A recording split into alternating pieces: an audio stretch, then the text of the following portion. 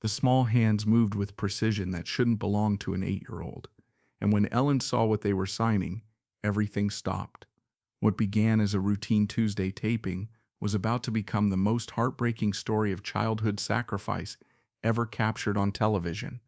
Sophie Martinez sat in the third row of Ellen's audience, her dark eyes focused intently on the stage, while her hands rested protectively on her 3-year-old brother Dylan's shoulders. The little boy was fidgeting in his seat, occasionally looking up at his sister with the kind of trust that only exists between siblings who've been through everything together. Behind them sat Maria Martinez, a tired-looking woman in her early 30s, whose work uniform revealed she'd come straight from her nursing job at the local hospital. She'd brought her children to Ellen's show after winning tickets from a radio contest, hoping to give them a rare moment of joy in their difficult lives that had been filled with more struggle than any family should endure. Ellen was in the middle of her opening monologue, sharing a light-hearted story about her dogs, when she noticed Sophie in the audience. There was something about the little girl's serious expression and the way she kept checking on her brother that caught Ellen's attention, a maturity that seemed far beyond her years. "I see we have some young viewers in our audience today," Ellen said, walking toward their section with her characteristic warmth. "What's your name, sweetheart?" Sophie's hands immediately began moving in sign language, her movements fluid and confident despite her young age.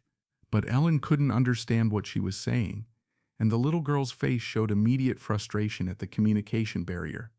The little girl looked frustrated, then pointed to her ears and shook her head with a matter-of-fact gesture that spoke to years of having to explain her condition. Dylan watched his sister's signs intently, nodding as if he understood every movement perfectly. Maria quickly stood up, tears already forming in her eyes as she realized her family's private struggles were about to become public. "Her name is Sophie, and this is Dylan," she said, her voice trembling slightly with exhaustion and emotion. "Sophie can't hear, but she's been taking care of Dylan since—" Maria's voice broke as she struggled to continue, the weight of their story becoming visible to everyone watching. Ellen's expression immediately softened as she sensed there was much more to this story than a simple family visit to her show. "Since when?" Ellen asked gently, her comedian persona completely replaced by genuine concern and maternal instinct. The studio audience fell quiet, sensing that something important and deeply emotional was unfolding before their eyes. "Since my husband died 8 months ago in a construction accident," Maria whispered, her voice barely audible over the studio's sound system. "Sophie has been like a little mother to Dylan while I work double shifts at the hospital to keep us afloat and pay for rent." Ellen's heart visibly broke as she looked at Sophie, who was still protectively holding her brother with the fierce determination of someone much older. The little girl had been watching Ellen's lips carefully, trying to understand what was being said about her family's circumstances. "Can someone help us communicate with Sophie?" Ellen asked her production team, her voice thick with emotion.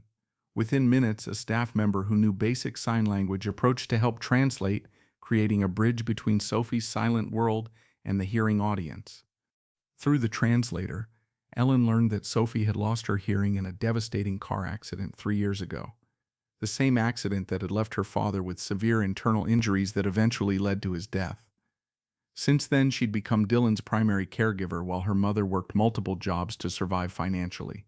"Ask Sophie what she does with Dylan every day," Ellen requested, preparing herself for an answer that she suspected would break her heart.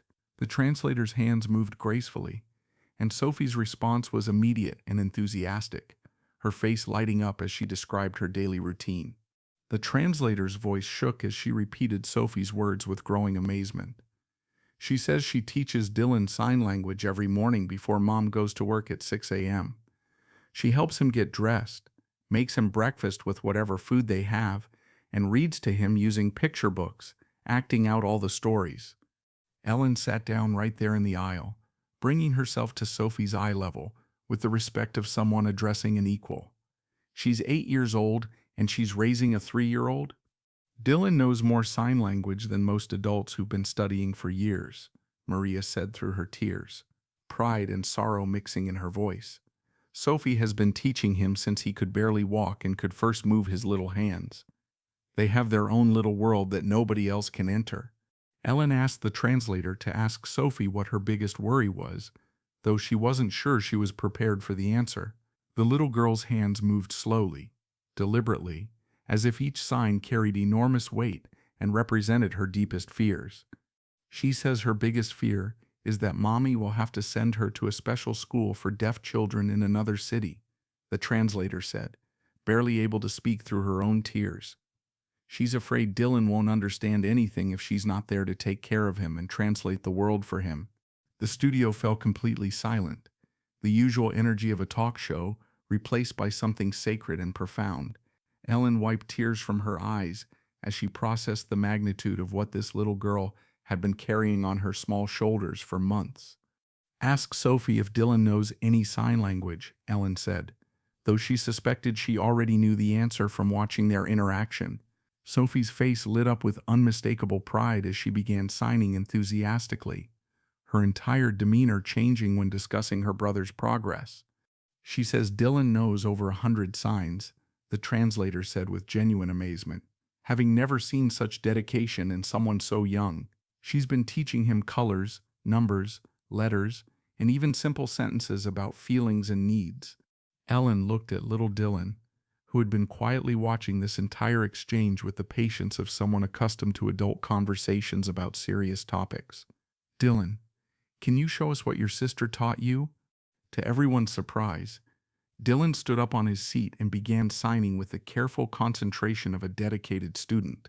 His movements were precise and deliberate. For a 3-year-old, clearly mimicking what he'd learned from Sophie through countless hours of patient instruction.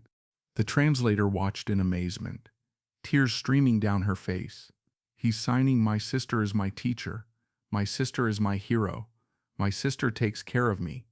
Ellen completely broke down, her professional composure crumbling, as she witnessed the depth of love between these siblings. She reached out and pulled both children into a hug, not caring about her makeup or the cameras or anything except these two incredible kids who had touched her soul.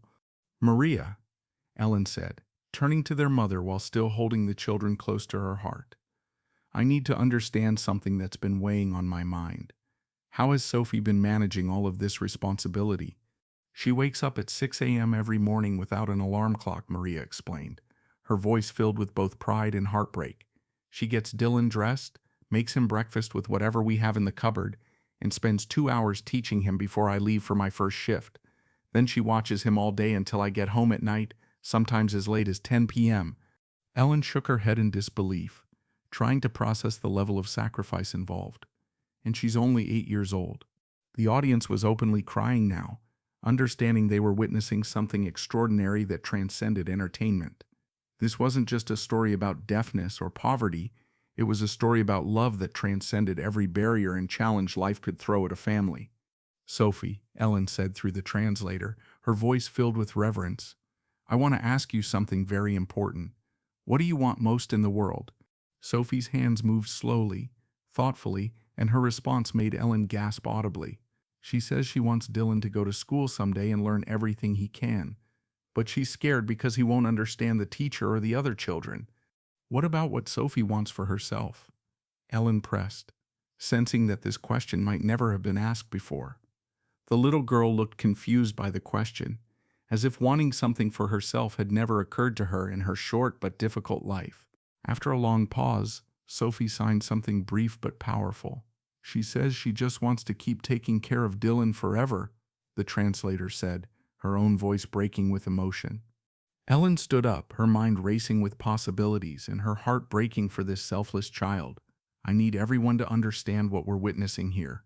This 8-year-old girl has sacrificed her entire childhood to raise her brother, and she doesn't even see it as a sacrifice." She walked to her desk and picked up her phone with determination. "I'm making some calls right now, and I don't care who's watching or what protocol I'm breaking." For the next 10 minutes, Ellen made phone calls on live television, her usual show format completely abandoned. She called the School for the Deaf in Los Angeles. She called a local elementary school with special programs. And she called her own foundation's emergency fund coordinator. When she finished, she returned to the family with tears streaming down her face and hope shining in her eyes.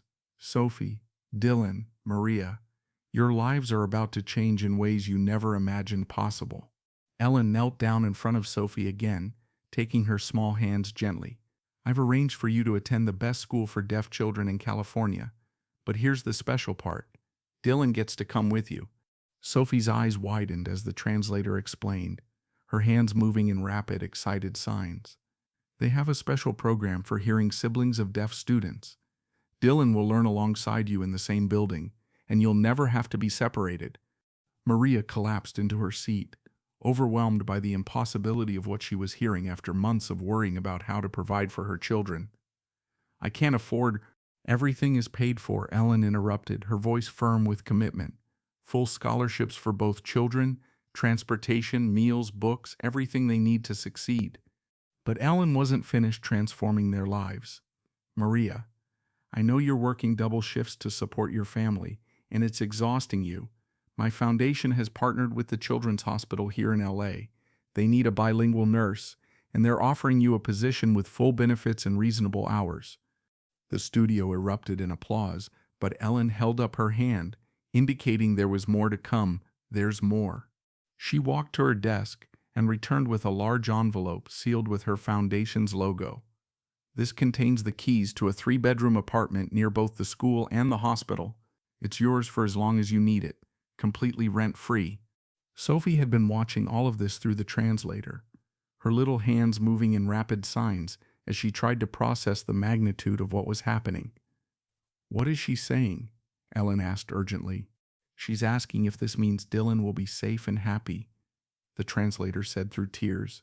She wants to know if he'll still need her, if she'll still be important to him.